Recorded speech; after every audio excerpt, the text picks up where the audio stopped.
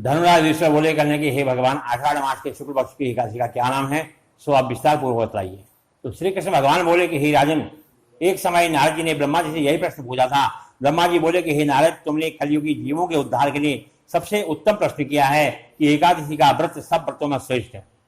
इसके व्रत से समस्त पाप जो है नष्ट हो जाते हैं। इस एकादशी का नाम पद्मा है और इसका व्रत करने से विष्णु भगवान प्रसन्न होते हैं।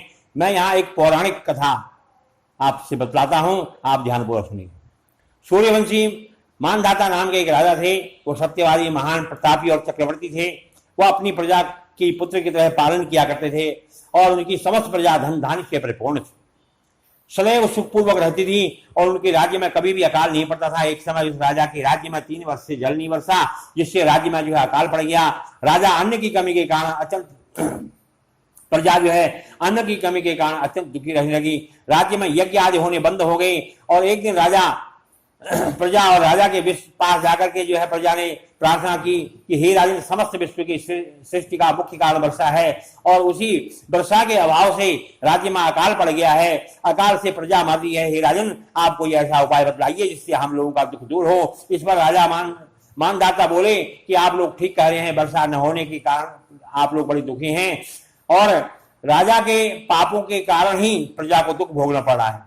मैं बहुत सोच विचार कर रहा हूं, फिर भी मुझे अपना कोई दोष दिखाई नहीं दे रहा है। आप लोगों के दुख को दूर करने के लिए बहुत यत्न कर रहा हूं। ऐसा कहकर राजा मानदाता जो है भगवान की पूजा करके कुछ पूजा की और कुछ मुख्य आदमी को साथ लेकर के वन में चले गए और ऋषियों के आश्रम में घूमते घूमते अंत में ब्रह्मा के पुत्र अंगिरा ऋषि के आश्रम में पहुंचे। उस स्थान पर राजा ने रथ रोका और उतरे और आश्रम में आकर के उन्होंने मुनि जो नित्य कर्म से निवृत्त हो चुके थे, राजा ने उनके सम्मुख जाकर के प्रणाम किया और मुनि ने उनको आशीर्वाद दिया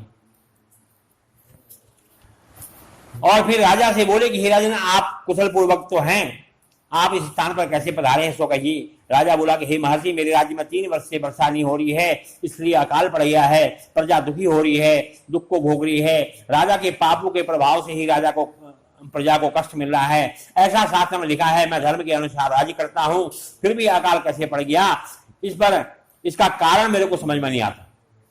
अब मैं आपके पास उसी संदेह की निवृत्ति के लिए आया हूं। आप कृपा करके कष्टों को दूर करने के लिए कोई ऐसा उपाय बतलाइए। इस पर ऋषि बोले कि हे राजन, यह सतयुग सब युगों में श्रेष्ठ है। इसमें धर्म के चारों चरण सम्मिलित हैं और इस युग में ब्राह्मण को तपस्या करना, वेद पढ़ने का अधिकार है, परंतु आपके राज्य में एक शूद्र तपस्या कर रहा है।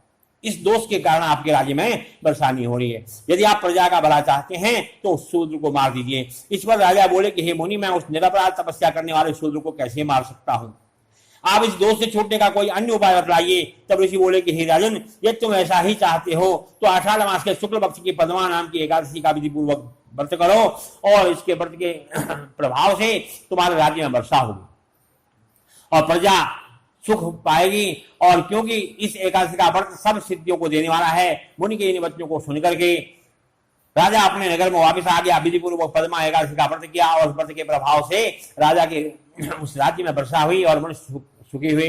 इस एकादशी को देवशयनी एकादशी भी कहते हैं और इस व्रत को करने से विष्णु भगवान प्रसन्न होते हैं। अतः मोक्ष की इच्छा करने वाले मनुष्य को एकादशी का व्रत अवश्य करना चाहिए। चातुर्मास व्रत भी इसी एकादशी के व्रत के दिन से शुरू हो जाता है।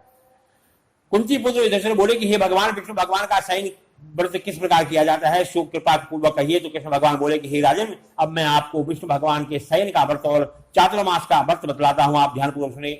जब सूर्य नारायण कर्क राशि में स्थित हो जाते हैं तो विष्णु भगवान का शयन कराना चाहिए और सूर्य नारायण के तुला राशि में आने पर भगवान को उठाना चाहिए। अधिक मास के आने पर भी विधि इसी प्रकार रहती है और इस विधि में अन्य देवताओं का शयन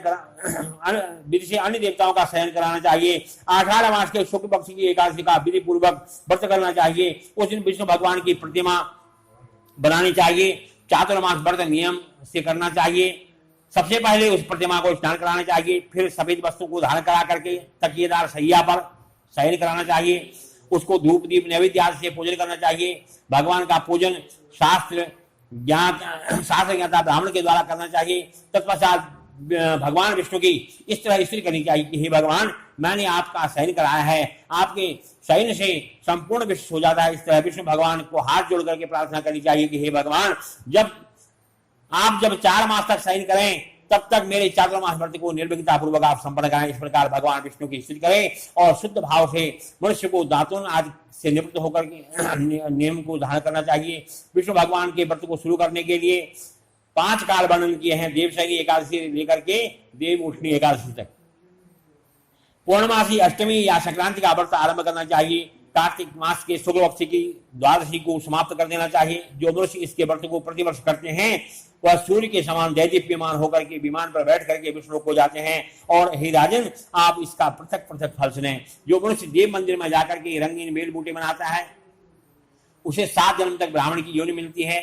जो मनुष्य चातुर्मास के दिनों में भगवान विष्णु की दही, दूध, घी, सल और मिश्री के से स्नान कराता है वह वैभवशाली होकर के सुख भोगता है। जो आदमी श्रद्धा पूर्वक भूमि, सोना, दक्षिणा आदि ब्राह्मण को दान करता है वो स्वर्ग में जाकर के इंद्र के समान सुख को भोगता है। जो विष्णु भगवान की सोने की प्रतिमा बनाकर धूप दीप नैवेद्य पुष्प आदि से भगवान की पूजा करता है वह स्वर्ग लोक में जाकर के अक्षर सुख को भोगता है। जो मनुष्य चातुर्मास के अंदर नित्य प्रति तुलसी जी भगवान को अर्पित करते हैं वह स्वर्ग में विमान में बैठ करके विष्णु लोक को जाते हैं। और जो मनुष्य विष्णु भगवान की धूप दीप से पूजा करते हैं उनको धन मिलता है। जो आदमी इस एकादशी को कार्तिक के महीने तक विष्णु भगवान की पूजा करते हैं उनको विष्णु की प्राप्ति होती है। इस चातुर्मास व्रत में जो आदमी संध्या के समय देवताओं और ब्राह्मणों को दीपदान करते हैं, ब्राह्मणों को सोने के काम के वस्त्र देते हैं, विष्णु भगवान के लोग को जाते हैं। जो आदमी भक्ति पूर्वक भगवान के चरणामृत को लेते हैं इस संसार में आवागमन के चक्कर से छूट जाते हैं। और विष्णु के मंदिर में नित्य प्रति 108 बार गायत्री मंत्र का जो जाप करते हैं वह पाप में लिप्त होते हुए भी वह आदमी पुण्य धर्म उनको पाप नहीं लगता। जो आदमी पुण्य धर्म शास्त्र को सुनते हैं, वेद पाठी ब्राह्मणों को वस्त्रों का दान करते हैं, धनी, ज्ञानी और कीर्तिवान होते हैं। जो मनुष्य भगवान या शिव जी का स्मरण करते हैं और अंत में उनकी प्रतिमा का दान करते हैं वे पाप से रहित होकर के गुणवान बन जाते हैं। जो मनुष्य सूर्य को अर्घ्य देते हैं उनकी पूरी आयु स्वस्थ देह प्राप्त होती है तथा कीर्ति, धन और बल पाते हैं। चातुर्मास में जो मनुष्य गायत्री मंत्र के द्वारा तिल से होम करते हैं, चातुर्मास खत्म हो जाने पर तिल का दान करते हैं, उनके समस्त पाप जो है नष्ट हो जाते हैं। जो उनको निरोग शरीर मिलता है और सुपात्र संतान मिलती है। जो मनुष्य चातुर्मास व्रत में अन्न से होम करते हैं और उसके समाप्त होने पर घी का घड़ा, वस्त्र आदि का दान करते हैं वह ऐश्वर्यशाली होते हैं। जो मनुष्य तुलसी जी को धारण करते हैं, अंत में विष्णु जी के निमित्त ब्राह्मण को दान करते हैं वह विष्णु लोक को जाते हैं। जो मनुष्य चातुर्मास व्रत में भगवान का शयन के उपरांत मस्तक पर नित्य प्रति दूध उनके चढ़ाते हैं, अंत में स्वर्ण के दुर्वा दान करते हैं तथा दान करते समय स्तुति करते हैं कि हे देव, जिस भांति पृथ्वी पर शाखाओं से फैली हुई है उसी तरह मुझे अजर और अमर संतान दो। ऐसा करने वाले मनुष्य के सारे पाप छूट जाते हैं और अंत में स्वर्ग लोक को जाते हैं।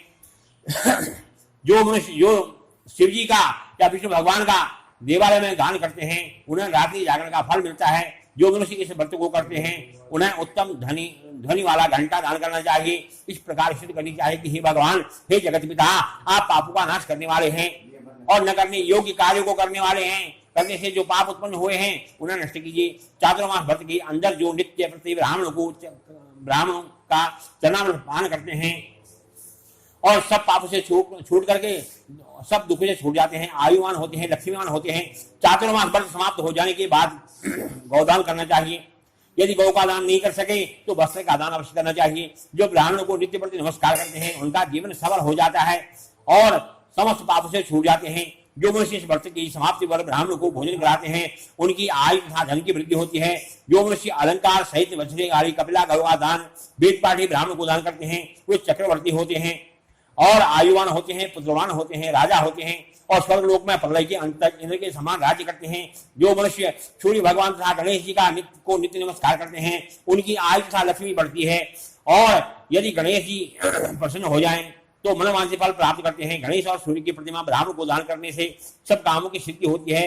और जो मनुष्य ऋतुओं में महादेवी की प्रसन्नता के लिए तिल और वस्त्रों का तथा तांबे के पात्र का दान करते हैं उनके स्वस्थ सुंदर शिव भक्त संतान उत्पन्न होती है। चातुर्मास व्रत की समाप्ति पर चांदी पात्र या तांबा, गुड़ या तिल का साथ दान करना चाहिए। जो मनुष्य विष्णु भगवान के शयन के समय उपरांत शयन के उपरांत यथाशक्ति वस्त्र तिल के साथ सोने का दान करते हैं, उनके समस्त पाप नष्ट हो जाते हैं और इस लोक में भोग करके परलोक में मोक्ष को प्राप्त होते हैं। उनको अक्षय सुख की प्राप्ति होती है और कुबेर के समान धनवान होते हैं। वर्षा ऋतु में जो गोपी चंदन देता है उस पर भगवान प्रसन्न होते हैं। जो व्रत समाप्त हो जाने पर इस प्रकार उद्यापन करना चाहिए। 4 छटाक या 8 छटाक तांबे के पात्र में उसमें शक्कर भर करके वस्त्र फल दक्षिणा सहित तांबे का पात्र सूर्य कुपरी है, इससे मनुष्य के सब रोग नष्ट हो जाते हैं। उसके दान के प्रभाव से बलवान और कीर्तिमान संतान उत्पन्न होती है।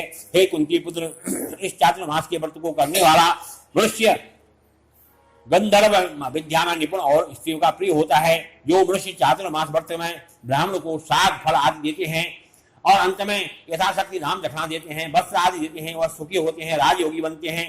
साग और फल देवता तथा मुनियों को प्रिय है, अतः इनके देने से देवता प्रसन्न होते हैं। जो मनुष्य इस व्रत में प्रतिदिन 60 मिर्च पीपल तथा दक्षिणा के साथ दान करते हैं तथा व्रत के अंत में स्वर्ण तथा मिर्च आदि का दान करते हैं, वह 100 वर्ष तक जीते हैं और अंत में स्वर्ग को जाते हैं। जो मनुष्य तंबाकू खाना छोड़ देते हैं उनसे देवता प्रसन्न होते हैं और अनंत धन को प्राप्त करते हैं। वो लोग इस व्रत में जो मनुष्य लक्ष्मी का दान करते हैं, अंत में चांदी के पात्र में हल्दी रख करके दान करते हैं, वो स्त्रियां अपने पति के साथ और पति अपनी पत्नी के साथ सुख भोगते हैं और उन्हें सौभाग्य अक्षत धन और संतान मिलती है और उनकी देवलोक में पूजा होती है।